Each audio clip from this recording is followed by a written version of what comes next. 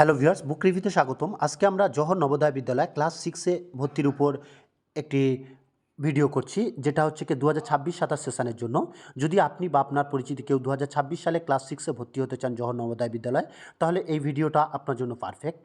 তো আপনার পরিচিত কেউ যদি থাকে, অবশ্যই চেষ্টা করবেন এই ভিডিওটি শেয়ার করে তাদেরকে সহায়তা করতে, যাতে তারা সরকারি এই পরিষেবাটায় যাতে উন্নত মানের শিক্ষার ব্যবস্থাটা তারা পেতে পারে, তার জন্য। তো চলো আমরা সমস্ত কিছু ডিটেলস আলোচনা করি। সকলের কাছে অনুরোধ, ফর্ম ফিল আপ করার আগে ভিডিওটি কী বলতে চাইছি বা কোন কোন টপিকগুলো আলোকপাত করা হয়েছে এগুলো খেয়াল করে রাখবেন। ডকুমেন্টস, ডেট অফ বার্থের ক্রাইটেরিয়া সমস্ত কিছু, কারণ অনেকে আগের বছর ফর্ম ফিল আপ করেছে কিন্তু অ্যাডমিট কার্ড পায়নি, অনেকে বারবার কমেন্টে জানিয়েছে, তারপর কয়েকজনের সুরাহা হয়েছে কিন্তু সবার হয়নি। তো এই সমস্যা যাতে না হয় তার জন্য পুরোটা দেখে ভালোভাবে বুঝবেন।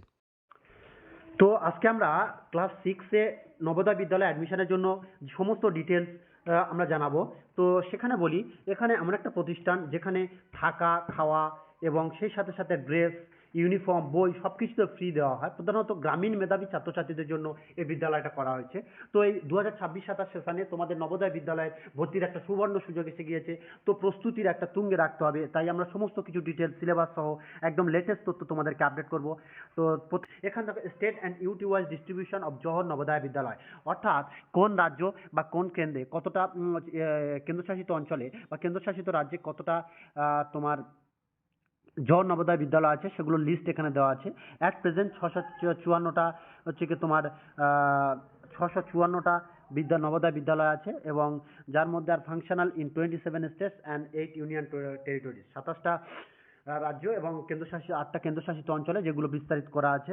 তো এবং সেই সাথে সাথে দেখো তোমরা এগুলো দেখা পাচ্ছ, ওয়েস্ট বেঙ্গলে কটা সিট আছে, কটা স্কুল আছে, সব টোটাল 18টা আছে, ঠিক আছে। এবার এই যে স্টার মার্কস যেগুলো আছে, পাশে স্টার মার্কস একটা, এগুলো হচ্ছে কি তোমার দেখো additional JNVS sanction for the districts having large concentration of SC ST population. যে সমস্ত অঞ্চলে লার্জ একটা এসসি এসটি পপুলেশন আছে সেই সমস্ত জায়গায় একটা হিউজ মানে চাপ আছে, গ্রামীণ অঞ্চল, সেখানে একটা নতুন সেন্টার, সেটা হচ্ছে কি পশ্চিমবঙ্গেও খুলেছে এবং আরও অন্যান্য রাজ্যেও খুলেছে, যেগুলো আমাদের পুরোপুরি তোমরা এই নোটিশে দেখে নিতে পারো।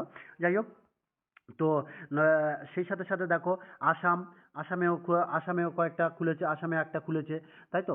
তারপরে সেই সাথে সাথে তোমরা দেখছো বিহারেও কয়েকটা খুলেছে, বিহারেও একটা খুলেছে, এরকমভাবে নতুন অনেকগুলো করেছে। উড়িষ্যায় একটা খুলেছে, এ দেখো পাচ্ছ, উড়িষ্যায় একটা খুলেছে, আসামে খুলেছে, বিহারে খুলেছে, এরকমভাবে যেখানে দেখছে এসসি এসটি পপুলেশন এবং গ্রামীণ পপুলেশন অনেক হাই সেখানে খুলছে।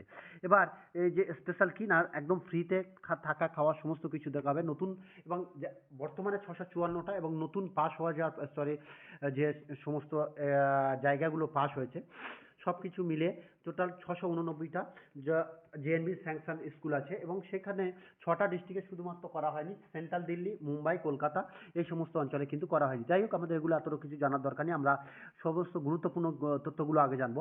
জওহর নবোদয় বিদ্যালয়ে যে অ্যাডমিশন টেস্ট হবে, সেই অ্যাডমিশন টেস্টের পরীক্ষা হবে কবে না, অ্যাডমিশন টেস্টের পরীক্ষা হবে দুটো ধাপে পরীক্ষা হবে। একটা সামার সেশন, যেটা হবে কোনটা 13 December 2025 at 11:30 AM in the state of Andhra Pradesh, Assam, Bengaluru, ঠিক আছে, শুধুমাত্র। তবে অন্ধ্রপ্রদেশের দিবং ভ্যালি এবং তাওয়াং ডিস্ট্রিক্ট ছাড়া। তারপরে যে সমস্ত অঞ্চলগুলো অর্থাৎ সামার আন্ডারে পড়ে, সামার গ্রীষ্মকাল রিজিয়ান, সেই সমস্ত ক্ষেত্রে হবে। যেমন ওয়েস্ট বেঙ্গলের দার্জিলিংটা ছাড়া বাকি সমস্ত ক্ষেত্রে হবে। এবং যে সমস্ত অঞ্চলে দেখছো, যেমন হচ্ছে কি তোমার সোলান অ্যান্ড হচ্ছে কি সিমলা ডিস্ট্রিক্ট বাদে, এটা কোথায় হিমাচল প্রদেশের চম্বা, কিনাকুর এই সমস্ত ডিস্ট্রিক্ট বাদে বাকিগুলো জায়গা সামার সেশনে পরীক্ষা হবে, ঠিক আছে। এবার ফার্স্ট স্টেপ হয়ে গেল, সেকেন্ড স্টেপ পরীক্ষা হবে, এটা হচ্ছে কি উইন্টার সেশনে পরীক্ষা হবে কত না 11 এপ্রিল 2026 at 11:30 AM, ঠিক আছে। এবার সেটা হচ্ছে কবে হবে না 11 এপ্রিল। এটা ওই যে সমস্ত পরীক্ষা সামার সেশনে হয়নি যে সমস্ত অঞ্চলগুলোতে, অর্থাৎ জম্মু কাশ্মীর, যে শুধুমাত্র জম্মু কাশ্মীর পুরোটা নয়, যেটা সামার সেশনে হয়ে গেছিলো সেটা বাদ দিয়ে মেঘালয়, দার্জিলিং এই সমস্ত জায়গায় হবে। এবার সাবমিশন, অনলাইন অ্যাপ্লিকেশন জমা দেওয়ার লাস্ট ডেট কবে না 29শে জুলাই। অনলাইন অ্যাপ্লিকেশন জমা দেওয়ার লাস্ট ডেট কবে 29শে জুলাই। তো কীভাবে প্রসিডিউরভাবে ফর্ম ফিল আপ হবে দেখো, the process for submission of application JNV selection test has been simplified through online process. Registration can be done free of cost. তাহলে একদম বিনামূল্যে তোমরা রেজিস্ট্রেশন করতে পারবে, একদম কোথায় বিনামূল্যে রেজিস্ট্রেশন করতে পারবে, সেটা হচ্ছে কি নবোদয় বিদ্যালয় .gov.in, এই পরীক্ষাতে কোনো ফিজ লাগবে না। Candidates parents have to go through the notification cum prospectus and ensure the full fulfilment of eligibility criteria. Candidate যারা আছে তাদের গার্জিয়ানদেরকে বলা হচ্ছে যে তারা যাতে প্রসপেক্টাসটা পুরো পড়ে। আমরা যেটা তোমাদেরকে বর্ণনা করে দেখাচ্ছি যে তার ছেলেপুলেগুলো যে সমস্ত কিছু ক্রাইটেরিয়া ফিল আপ করছে কিনা, ঠিক আছে। তো সেই সমস্ত ক্রাইটেরিয়াগুলো আমরা আলোচনা করব। দেখো, following documents in soft form, তাহলে এই ডকুমেন্টসগুলো সফট ফর্মে 10 কেবি থেকে 100 কেবির মধ্যে থাকতে হবে। তার মধ্যে কি আছে? Photograph, signature of parent, signature of candidate অর্থাৎ পিতামাতার সই, ক্যান্ডিডেটের সই, এগুলো সফট ফর্ম অর্থাৎ হচ্ছে কি পিডিএফ জেপিজি ফর্মে রাখতে হবে। আধার ডিটেলস এবং রেসিডেন্সিয়াল সার্টিফিকেট এটা রাখতে হবে, ঠিক আছে। এবার basic details of candidate, district, block, Aadhaar number, এগুলো তো তোমার জানো লাগবেই। এবার আবেদন করতে হবে, যেগুলো সমস্ত কিছু ডিটেলস আমরা জানিয়ে দেবো, ঠিক আছে। এবার হচ্ছে কি না, তোমাদের যেটা হচ্ছে basic details of candidate like, তো যারা এলিজিবল ক্যান্ডিডেট মনে করছো তারা কিন্তু অবশ্যই করে ফর্ম ফিল আপটা করে দেবে। এবং certificate should be upload in JPG format, বলে দিলাম না আগে, জেপিজি ফরম্যাটে তোমাদের 10 থেকে 100 কেবির মধ্যে সেগুলো কি করতে হবে, 10 থেকে 100 কেবির মধ্যে আপলোড করতে হবে। In case of candidate from NIS, candidate should obtain B certificate and she should be bonafide resident of the same district where she is seeking admission. অর্থাৎ যদি কোনো ক্যান্ডিডেট দক্ষিণ 24 পরগনা জেলার হয়, তাহলে সেই জেলায় তার যে নবোদয় সেন্টার আছে সেখানের জন্য আবেদন করতে হবে। অর্থাৎ ডোমিসিয়াল ডিস্ট্রিক্টেই আবেদন করতে হবে, অন্য কোনো জেলা থেকে আবেদন করলে হবে না। আবেদন করতে হবে নিজের জেলায় নবোদয় বিদ্যালয়ের জন্য। আবেদনকারী বাবা মা হচ্ছে কি বসবাস এবং স্কুল গ্রামীণ হলে রুরাল কোটায় পাওয়া যাবে। যদি স্কুলটা গ্রামীণ হয় তাহলে কি হচ্ছে, বাবা মা যদি বসবাস করে গ্রামে এবং স্কুলটা গ্রামীণ হয় তাহলে সেক্ষেত্রে গ্রামের ক্ষেত্রে তোমাদের অ্যাপ্লাই হবে। Online platform is an open source and free of cost. Application may be submitted from and source like desktop, laptop, mobile, tablet, etc. অর্থাৎ অনলাইনে তোমরা মোবাইল, ল্যাপটপ, ডেস্কটপ এইসবের মাধ্যমে তোমরা অ্যাপ্লাই করতে পারবে এবং ফ্রি অফ কস্ট, কোনো রকম কস্ট ছাড়া, ঠিক আছে।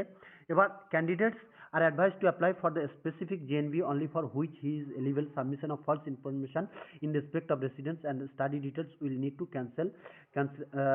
cancellation of candidature.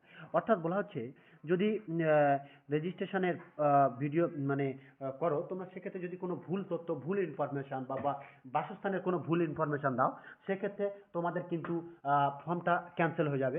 এবং এডুকেশনাল কোয়ালিফিকেশন যদি কোনো ভুল ইনফরমেশন দাও, তাহলে সেখানে কিন্তু বন্ধ হয়ে যাবে, ফর্মটা তোমাদের কি ক্যান্সেলেশন হয়ে যাবে, পরীক্ষা বন্ধ হয়ে যাবে, তোমরা পরীক্ষা দিতে পারবে না। তাহলে সেই জন্য বলছি অবশ্যই আমরা যে তথ্যগুলো বলছি, তথ্যগুলো বলছি সেগুলো অবশ্যই করে, এবং একটা নির্দিষ্ট মোবাইল নাম্বার থাকতে হবে।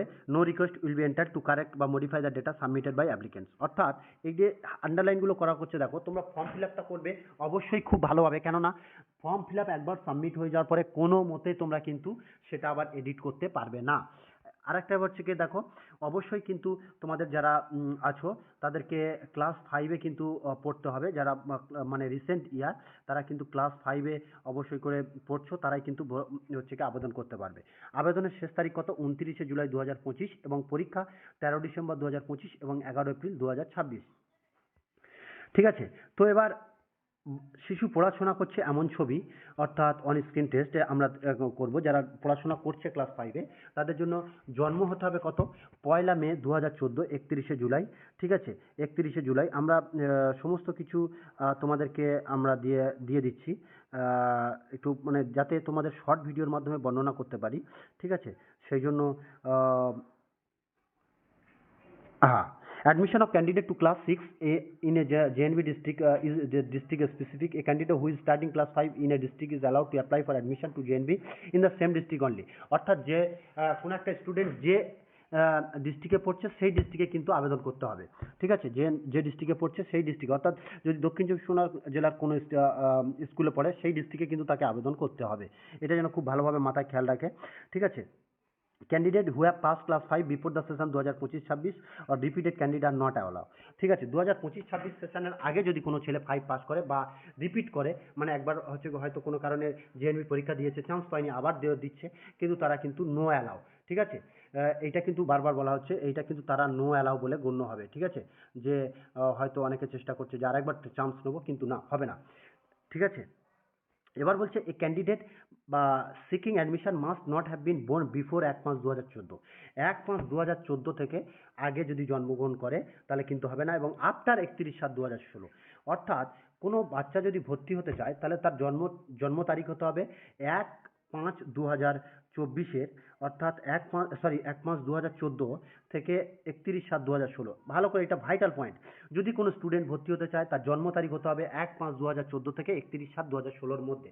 অর্থাৎ কারোর জন্ম তারিখ যদি হয় ধরে নাও 6/5/2014 হবে, কারণ 1 মাসের পরে। কারোর হচ্ছে কি হলো 1/9/2014 হবে, কিন্তু কারোর হলো হচ্ছে কি তোমার মানে 30/12/2013, তাহলে সেখানেও হবে না। মানে 14 সালে 1 মাস 2014 সালের আগে যারা জন্মগ্রহণ করেছে তাদের হবে না, 31/7/2016 সালের পরে যারা জন্মগ্রহণ করেছে তাদের হবে না।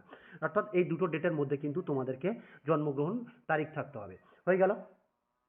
এবার হচ্ছে কি আমরা আসি যে তারপরে কি বলেছে আমরা দেখব। পরপর তোমাদের the decision of the medical board will be treated as binding and final. অর্থাৎ যদি কোনো ব্যাকওয়ার্ড বা দিব্যাঙ্গ শিশু থাকে, ঠিক আছে, মানে এখানে ব্যাকওয়ার্ড বলতে কোনো শ্রেণীকেও নয়, মানে কোনো কেউ হয়তো লিখতে অসুবিধা বা চোখে দেখতে অসুবিধা বা এই ধরনের ফিজিক্যালি চ্যালেঞ্জ, তো তারা মোটামুটি যে মেডিকেল বোর্ড, তারা মেডিকেল বোর্ডের সিদ্ধান্তটা চূড়ান্ত হবে, ঠিক আছে। At least 75% of the seats in the districts will be filled by candidate provisionally selected from rural areas। অর্থাৎ কোন একটা ডিস্ট্রিক্টে যদি 100 সিট থাকে, 100 সিটের মধ্যে 75%, অর্থাৎ 75টা সিট হবে কিন্তু রুরালদের জন্য, এবং বাকি 25টা সিট হবে হচ্ছে কি তোমার হচ্ছে কি আরবানদের জন্য। তাহলে অর্থাৎ মোস্ট অফ দ্য সিটটা কিন্তু কভার করতে হবে রুরালদের দ্বারা, ঠিক আছে। However, the candidate should study full academic session on the rural area in class 5 from the same district where admission is being sought। অর্থাৎ অনেকে কি করছে, রুরালে ডোমিসাইল কিন্তু আরবানের কোনো স্কুলে পড়েছে, কিন্তু তারা এই সুযোগটা পাবে না। অর্থাৎ রুরালে বাস করতে হবে এবং রুরালের কোনো স্কুলে পড়তে হবে। এটা একটা খুব ভাইটাল পয়েন্ট, ঠিক আছে। তারপর আমরা দেখব যে কি আছে, তোমাদেরকে এটা তো বলে দিলাম সমস্ত কিছু। এবার আমরা দেখব তোমাদেরকে documents to be submitted, proof of date of birth. তাহলে কি কি ডকুমেন্টস লাগবে? Proof of date of birth, ঠিক আছে।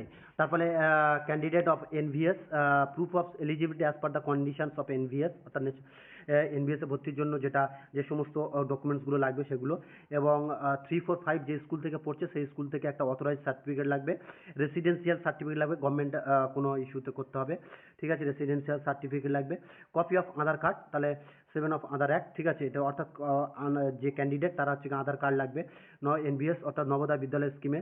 তারপর certificate by the headmaster of the school regarding study details of class 3, 4, 5, আগে বলে দিয়েছিলাম, ওই যে ক্লাস 3, 4, 5 যে স্কুল থেকে পড়ছে সেই স্কুলের একটা অথরাইজেশন লাগবে, ঠিক আছে, সেই সার্টিফিকেট দিতে হবে, এবং মেডিকেল ফিটনেস সার্টিফিকেট থাকতে হবে। অর্থাৎ যদি কোনো স্টুডেন্টটা মেডিকেল ফিটনেস আছে কিনা সেটা সার্টিফিকেট দিতে হবে একটা। আন্ডারটেকিং ফর মাইগ্রেশন, যদি কোনো মাইগ্রেশন হয় সেক্ষেত্রে সার্টিফিকেট দিতে হবে। ডিসেবিলিটি সার্টিফিকেট যদি থাকে, ঠিক আছে, যদি কেউ থাকে তাহলে দিতে পারবে, নাহলে অসুবিধা নেই। ক্যাটাগরি যদি থাকে তাহলে সেটা SC/ST দিতে হবে, এবং কমিউনিটি ক্যাটাগরি এবং কমিউনিটি সার্টিফিকেট ওবিসি এটা দিতে হবে, কিন্তু এটা হচ্ছে কি সেন্ট্রাল ওবিসি হতে হবে, ঠিক আছে, হলো।